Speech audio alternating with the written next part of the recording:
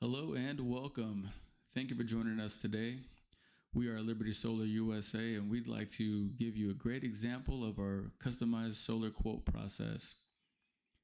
Now here we're taking a look at one of our clients' roofs. It's a 2017 newer roof. It does have some pipe boots and vents on the top, so we're just taking a look at those and ensuring that there's no physical damage.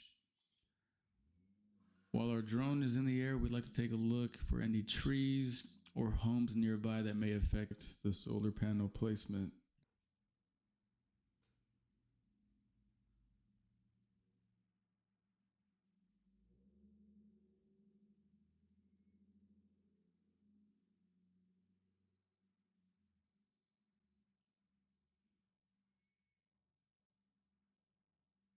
Now here we're taking a look on the west side of the roof. We do notice that there is a house, a two-story home on the west side of the roof, which may affect our solar panel's ability to absorb solar energy.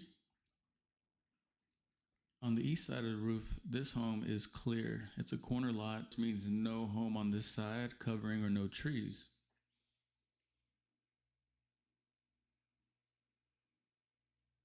This side is a fantastic candidate for our panel placement.